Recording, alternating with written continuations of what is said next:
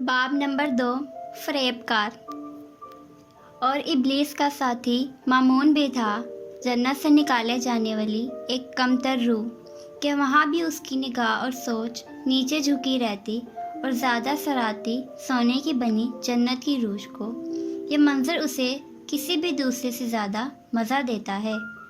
اسی نے سکھایا بنی نوع انسان کو اپنے ناپاک ہاتھوں سے دھرتی ماں کے بطن کو کھود کر لوٹنا، ان خزانوں کو جو چھپے بہتر تھے۔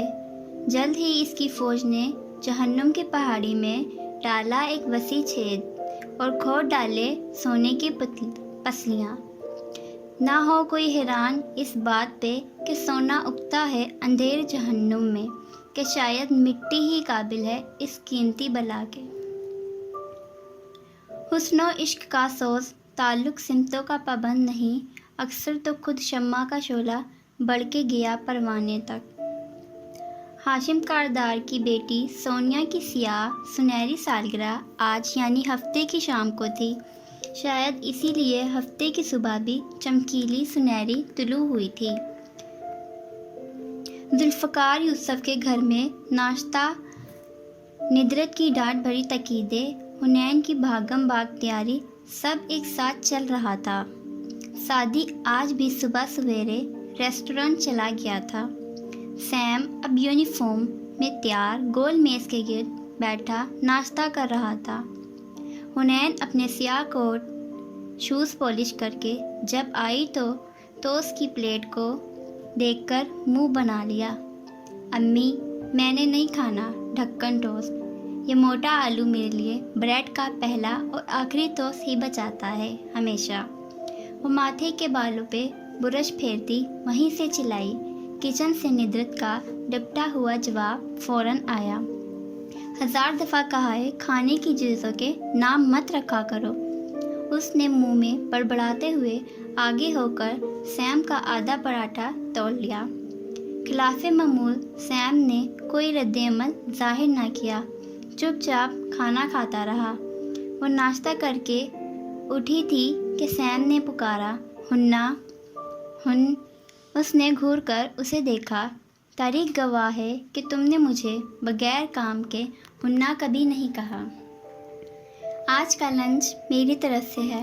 ہاتھ جھاڑتے اس نے مزید سنجیدگی سے اطلاع دی۔ حنین نے بیگ کندھے پر ڈالا، فائل اٹھائی اور استہزائیہ انداز میں سر جھٹکا۔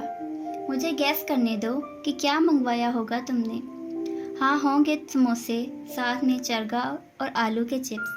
اور جیسے ان سب اشیاء پہ لعنت بھیج کر وہ دروازے کی طرف بڑھی جہاں باہر والا وین اور ہارن دیے جا رہا تھا۔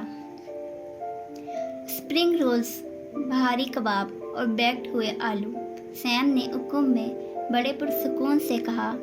حنین کے قدم زنجیر ہوئے، آنکھیں بے یقینی سے پھیلی۔ یکدم مڑی، کوہنی سے دبوچ کر اسے سامنے کھڑا کیا، پھر ساتھ میں ہوگی پودینے کی چٹنی، اور مشکوک نظروں سے اسے گھورا۔ او نو، تمہاری فیوریٹ مایونیز والی سوس۔ حنین کے لب بھرپور مسکراہٹ میں پھیل گئے، آنکھوں میں شرارت چمکی، بازو چھوڑ کر اور چلنے کا اشارہ کیا۔ اب کام بتاؤ۔ رات ہاشم بھائی کی بیٹی کی سالگرہ میں نے بھی جانا ہے۔ وہ دونوں ساتھ باہر چلتے آئے تو باغیچہ کراس کرتے ہوئے سیم نے کہا، سعدی بھائی نے کہا تھا کہ امی نہیں جا رہی تو میں گھر میں رہوں۔ تمہارے پاس بلیک سوٹ ہے؟ ہاں، وہی جو بھائی نے برتھ ڈے پہ دیا تھا۔ تو پھر اس کو دھوپ لگوا لو، ہوا لگوا لو اور استری کروا لو۔ وہ گیٹ بند کر کے وین کی طرف بڑھتے ہوئے بڑے پرسکون سے بولی۔ سیم نے خوشگوار بے یقینی سے اسے دیکھا۔ مگر تم بھائی کو کیسے مناؤ گی کٹو؟ سوری ہنّا۔ سیم، یوسف، یہ جو آج تم مجھ پہ اپنی پاکٹ منی جھونک رہے ہو نا، یہ اس لیے ہے کہ تمہیں پتہ ہے اس کام کے لیے صحیح بندی میں ہی ہوں، اس لیے اپنے سوٹ کی فکر کرو بس۔ وہ کہہ کر وین میں چڑھ گئی۔ اندر رافیہ اور ختیجہ بری طرح لڑائی کرنے میں مگن تھیں، جبکہ نائمہ کتاب کھولے کچھ لکھ رہی تھی۔ آج ان کا آخری پیپر تھا۔ کیسی تیاری ہے؟ اس نے امتحان کی صبح کا مخصوص سوال دہرایا۔ यार कुछ नहीं आता, समझो सब मिक्स अप हो गया है। राफिया ने हरासा नफ़ी में सर हिलाते हुए मखसूस जवाब दिया। हुनैन ने अपनी फ़ाइल खोली और सरसरी सी निगाह दौड़ाने लगी। फिर किसी एहसास के तहत नाइमा को देखा। वो टिश्यू पेपर पे कच्ची पेंसिल से लिख रही थी। नकल के ये तरीके उनको जाने सूझते कहाँ से थे। अगर पकड़ी गई तो?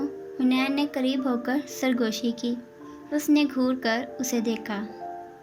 तो गर्मी गर्मी करते उससे पसीना पोंछ लूँगी, सारे सबूत ख़त्म। उसने शाने उचका दिए तो हुनैन सर झटक कर अपना पढ़ने लगी।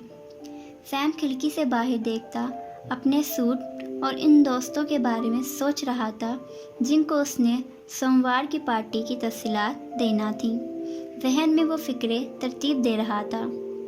पता है हमारे एक अंकल हैं, ओ नो कज़न हैं हाशिम भाई, उनका घर पता है कैसा है। सैम को ये सोच कर ही मज़ा आ रहा था कि वो कितने मज़े से अपने दोस्तों को सारे किस्से सुनाएगा।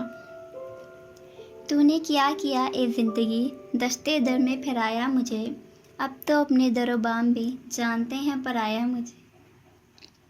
कारदार खानदार के किसर के सब्ज़ाजार में लाजमों का अमला और फाजिल वेटर्स पार्टी की तैयारियों में मसरूफ़ थे। अंदर लाउंज में सफाई सुथराई का अमल जारी था। शहरीन मुतवाज़न कदमों से जीने चढ़ती हुई ऊपर जा रही थी। हाशिम का कमरा सुनसान पड़ा था। वो आगे बढ़ी। नौशेरमा के कमरे का दाखिली दरवाज़ा खुला था और आगे बालकोनी का भी। वो बालकोनी में बैठा था, लैपटॉप गोद में, कानों में एयरफोन्स। शहरीन वही खड़ी रही यहाँ तक कि नौशेरमा ने चौंक कर उसकी तरफ देखा तो वह सर झटक कर जाने लगी। आप कब आइए। शेरू जल्दी से एयरफोन्स निकालते हुए उठा। उसका चेहरा खिल उठा था। उस रोज़ की निस्बत आज दुरुस्त हुलिये में था। वो उसे पसंद करता था, कोई अंधा भी बता सकता था। और शहरीन अंधी नहीं थी, अलबत्ता उसे मालूम था कि वो कहने की हिम्मत नहीं रखता। शहरीन ने परेशानी में नफ़ी में सर हिलाया। नहीं तुम बैठो, फिर रुकी। हाशिम है या? उसने नौशेरवा के भाई का नाम लिया, वही भाई जिसके डर के बाद शेरू कभी नहीं कह सकेगा। भाई का ऑफ था, मगर वो शायद शहला आंटी के केस के लिए कहीं गए हैं। इनके ड्राइवर ने एक्सीडेंट कर दिया था किसी का। वो अभी तक मुंतज़िर खड़ा था। शहरीन की आंखों में मायूसी उभरी। खैर वो होता भी तो मेरा काम नहीं होना था। इट्स ओके, जाने दो, वो कहकर पलटने लगी। क्या काम, मुझे बताइए। वो कदम कदम उठाता उस तक आया। छोड़ो, तुमसे नहीं होगा। वेल, अगर आपने अपने काम का जिक्र मुझसे किया है तो यकीनन आपको लगता होगा कि मैं कर सकता हूँ, तो बताइए। वो इतना बेवकूफ़ भी नहीं था। शहरीन थके अंदाज से मुस्कुराई। सोनिया, वही है असल मसला। उसको मेरी और हाशिम की पिक्चर चाहिए हनीमून की, तो आपके पास नहीं है। नौशेरवा को अंदर से शायद खुशी हुई। मैं तकलीफ़ दे यादों को संभाल कर नहीं रखती। उसने सुनहरे बालों में हाथ फेर कर उनके पीछे करते हुए कहा। वो दोनों हनूस चौखट पे खड़े थे। शादी की तो मेरे पास भी होंगी, मगर हनीमून वाली हाशिम के लैपटॉप में होंगी, और मैं तुम्हारे भाई के मुंह नहीं लगना चाहती। उसने बहुत ही लापरवाही से लैपटॉप का जिक्र किया। नो प्रॉब्लम, मैं कॉपी कर देता हूँ। भाई ऑफिस नहीं गए तो लैपटॉप घर पे रख के गए होंगे। वो चलता हुआ साथ वाले कमरे में आया, बत्ती ऑन की। जल्दी करना, मैं इस कमरे में ज़्यादा देर नहीं रुकना चाहती। उसने फ्लैश ड्राइव बढ़ाते हुए कहा। नौशेरमा ने डर पकड़ते हुए नज़र भर कर उसके चेहरे को देखा। मैं समझ सकता हूँ, वह जवाबन ज़ख्मी सा मुस्कुराई। नौशेरमा ने हाशिम की स्टडी टेबल से लैपटॉप उठाया और ऑन किया। वो उसके साथ खड़ी होकर देखने लगी। साथ ही वो लब काट रही थी और उंगलियां भी मरोड़ रही थी। ओह, पासवर्ड, अब ये क्या है?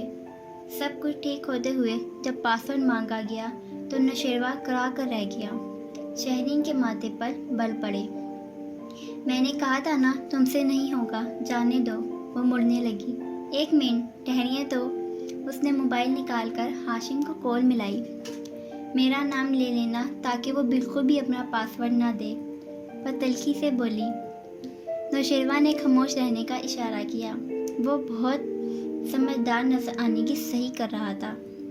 ہاں شیرو بولو، وہ مصروف تھا۔ بھائی یار، آپ کے لیپ ٹاپ کا پاسورڈ کیا ہے؟ کیوں؟ کیا ہوا؟ اپنی تمام تر مصروفیات کے باوجود وہ چونکا تھا۔ کچھ پکچرز چاہیے تھی سونیا کے لیے۔ کون سی پکچرز؟ وہ ہاشم تھا، کٹک گیا۔ بھائی دے رہے ہو یا میں کچھ اور کروں؟ اس کا موڈ بگڑنے لگا۔ پھر اچھا کہہ کر سر ہلا کر فون بند کیا اور مسکراتے ہوئے کی بورڈ کے بٹن دبائے۔ اس کے کندھے سے جاگتی شہرین نے ان کو حفظ کیا، گو کہ اس کی ضرورت نہ تھی، اور پھر لاپرواہی سے ادھر ادھر دیکھنے لگی۔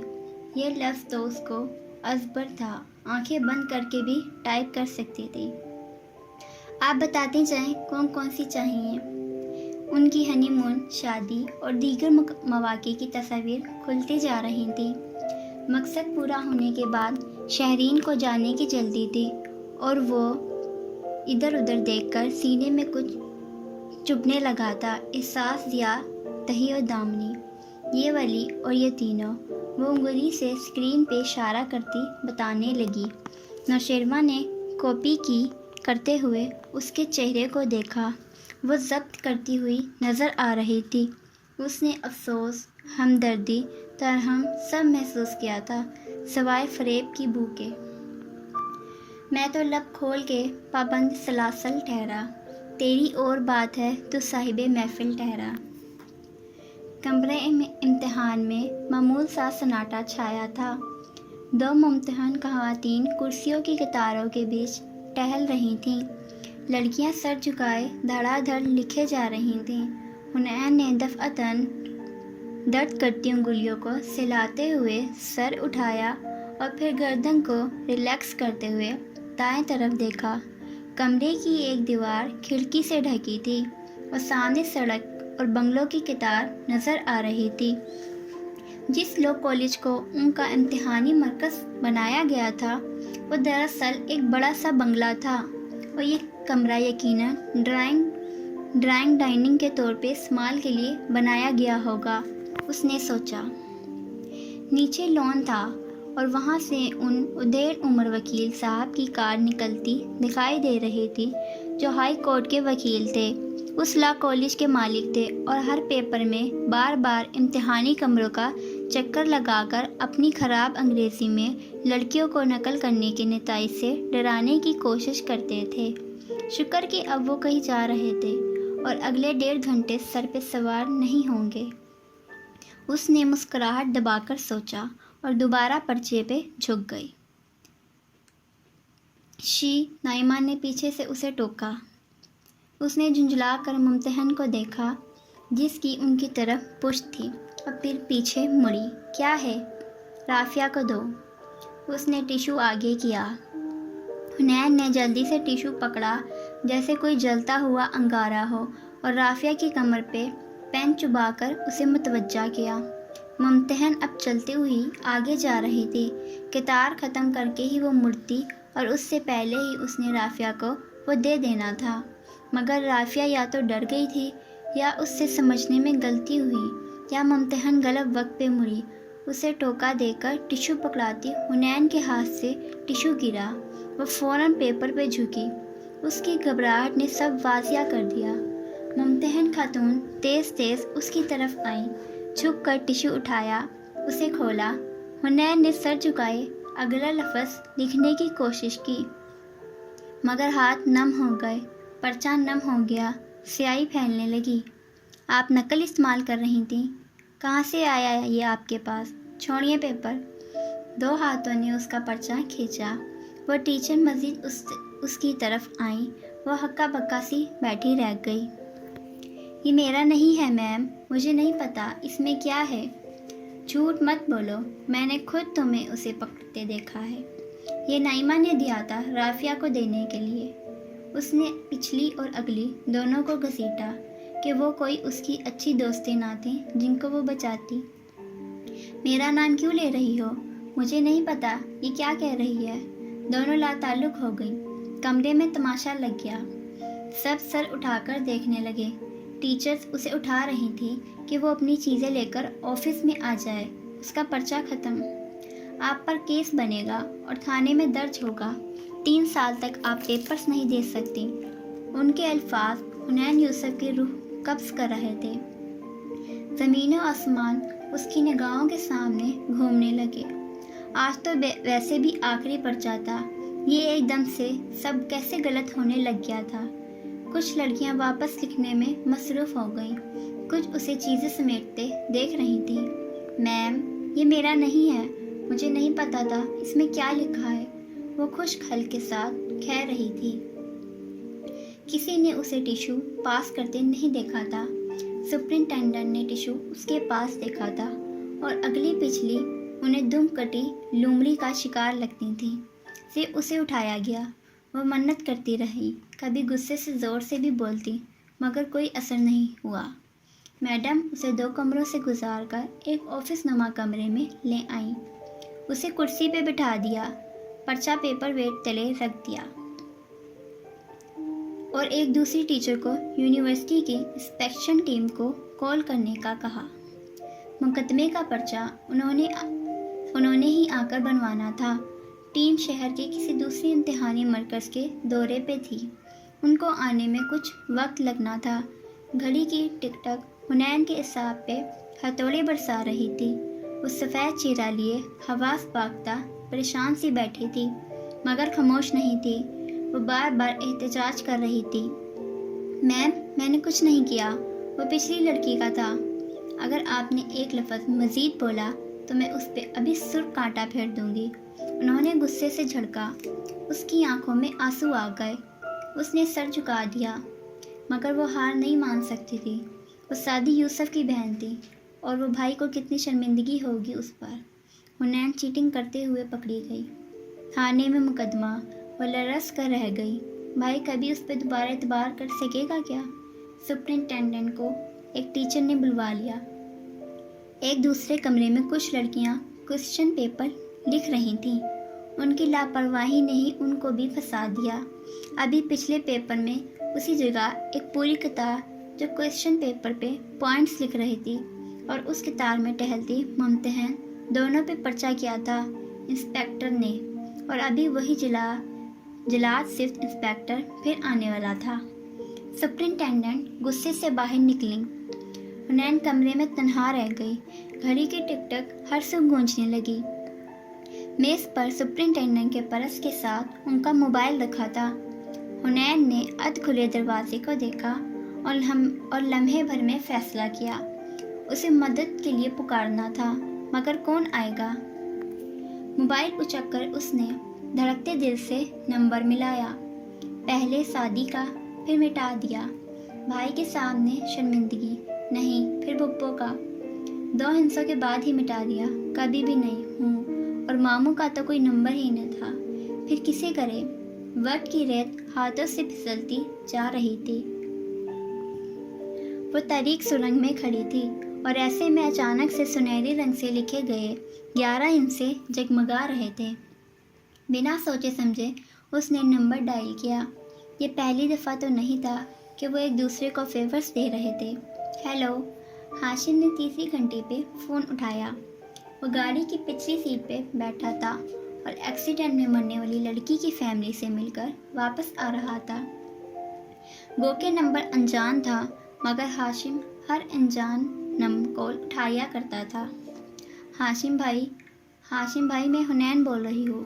منہ پہ ہاتھ رکھے وہ دبی دبی سی آواز سے بولی۔ خوف زدہ نظریں دروازے پہ ٹکی تھی۔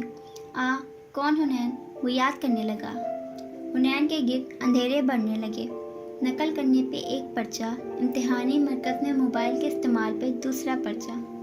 میں ندرت کی بیٹی، فارس کی بھانجی، زمر کی، سعدی کی بہن۔ ہاشم چونکا تھا۔ ہاں حنین، بولو بیٹا، خیریت ہے نا؟ اس کی آنکھوں سے آنسو گرنے لگے۔ ہاشم بھائی، انہوں نے مجھے چیٹنگ کے جرم میں پکڑا ہے۔ پرچہ ہوگا، پلیز کچھ کریں۔ تم کدھر ہو؟ مجھے ایڈریس بتاؤ، اور فون کہاں سے کر رہی ہو؟ اس نے جلدی جلدی ایڈریس بتایا تھا کہ باہر سے بولتی سپرنٹینڈنٹ کی آواز قریب آنے لگی۔ سپرنٹینڈنٹ آ گئی۔ کال بیک مت کیجیے گا۔ گھبرا کر اس نے فون رکھا۔ دروازہ کھلا اور وہ اندر آئیں۔ حنین نے ماتھے سے پسینہ صاف کیا۔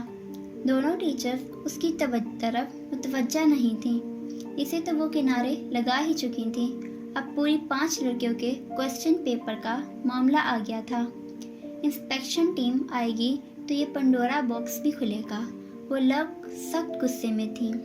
کسی نے بھی موبائل کی سمت نہ دیکھا کہ ان کو بلا اجازت خود بھی موبائل استعمال کرنے کی اجازت نہ تھی۔ حنین اب بہتر محسوس کر رہی تھی۔ ہاشم سے بات کر کے تسلی ہوئی تھی۔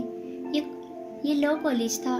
ہو سکتا ہے ہاشم ان خراب انگریزی والے پرنسپل کو جانتا ہو۔ وہ انہیں فون کر دے اور معاملہ ختم ہو جائے۔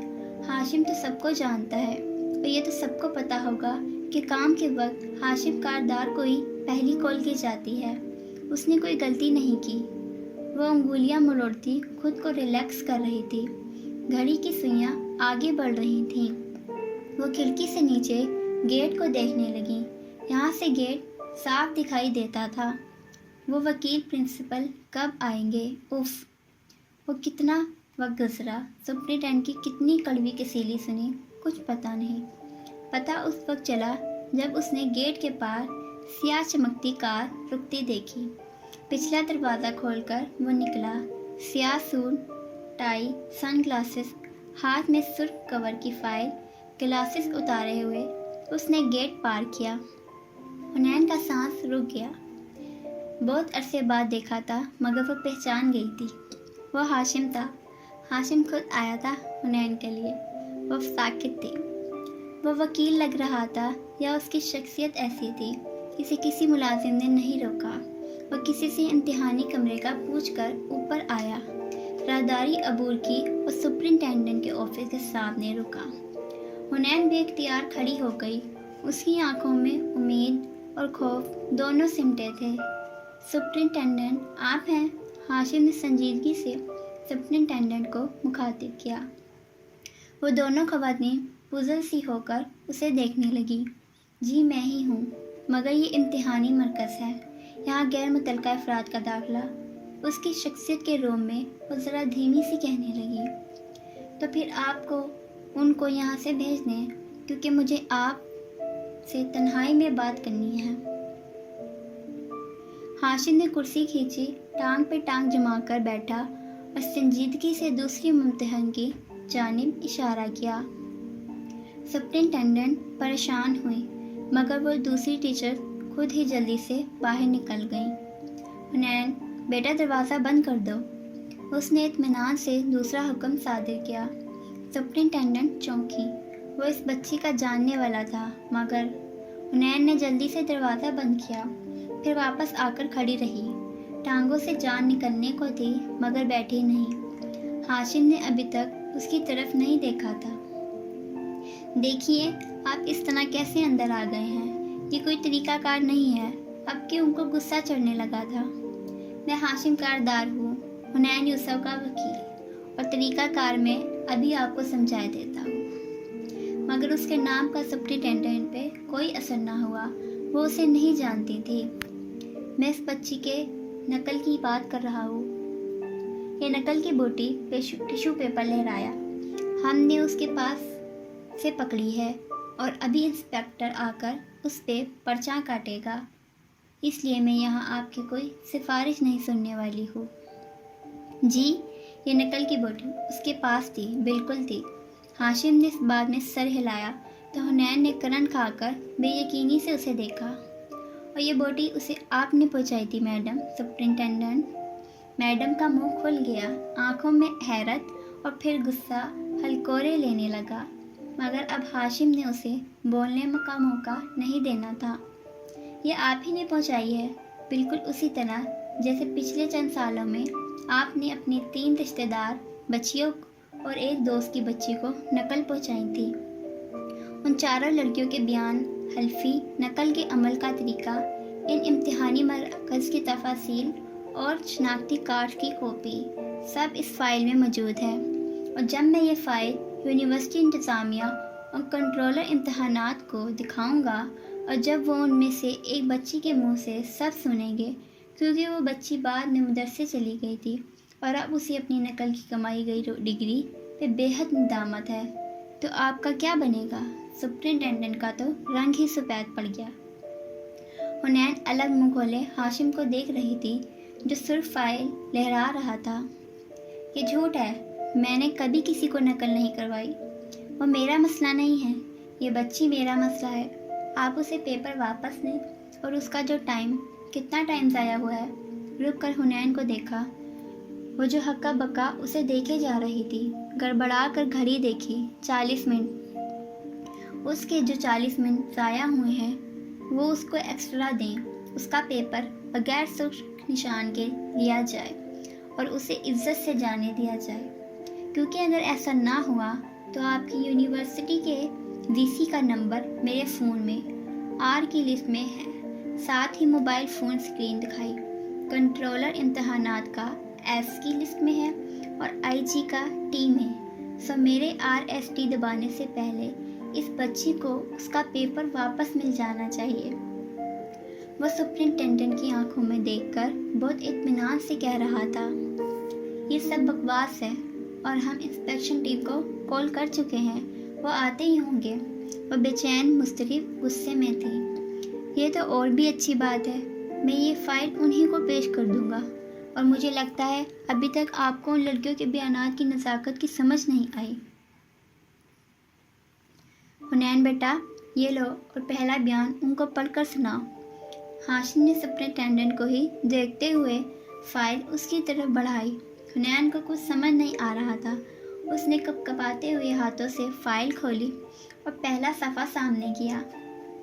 Kardar and since presentation. ہاشم کاردار کے پوائنٹس۔ وہ اندھوں کی طرح صفحے کو اوپر نیچے دیکھ رہی تھی۔ یہ تو ہاشم کے آفس کی کوئی فائل تھی۔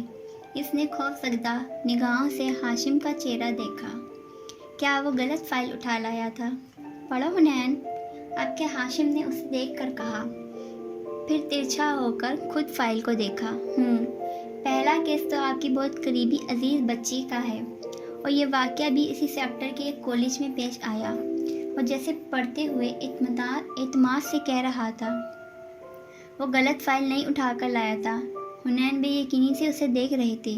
ہاشم جھوٹ بول رہا تھا، بس۔ سپرنٹینڈنٹ کی برداشت کا پیمانہ لبریز ہو گیا۔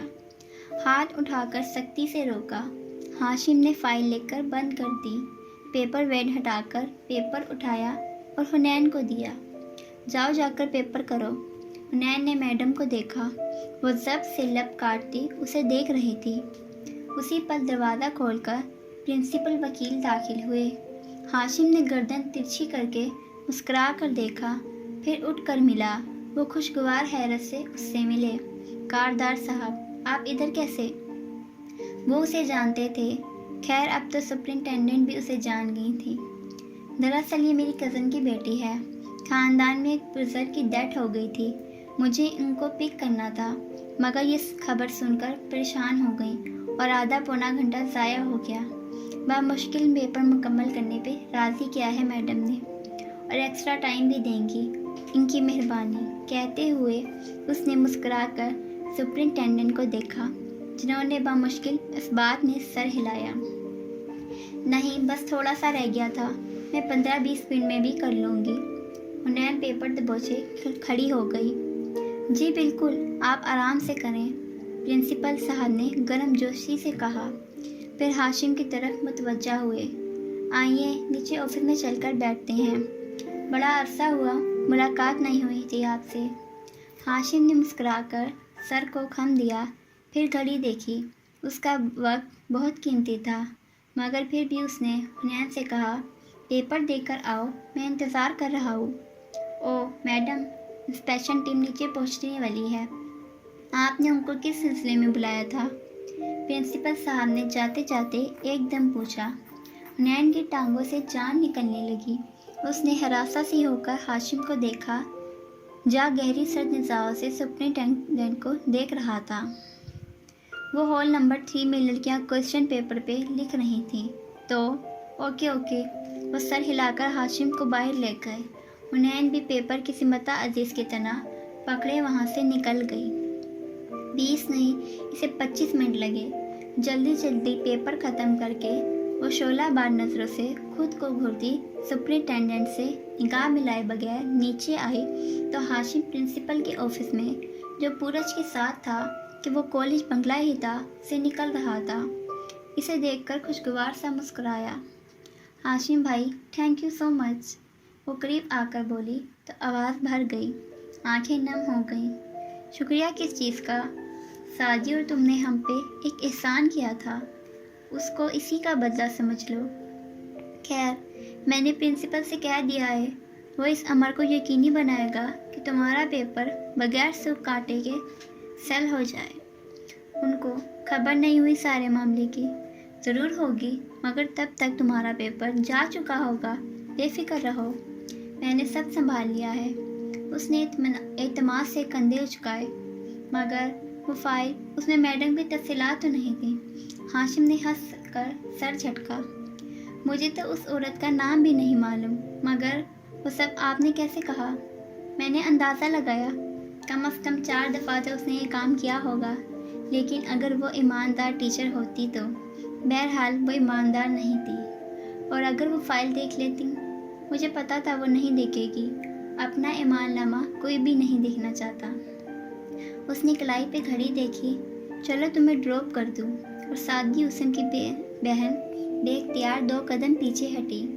नहीं, वैन आ गई होगी, और अगर आपने छोड़ा तो सबको पता चल जाएगा। हाशिम भाई, प्लीज़ सादी भाई को मत बताइएगा। वो एकदम खौफजदा और शर्मिंदा नजर आने लगी। क्या ये कहने की बात है? उल्टा वो हैरान हुआ।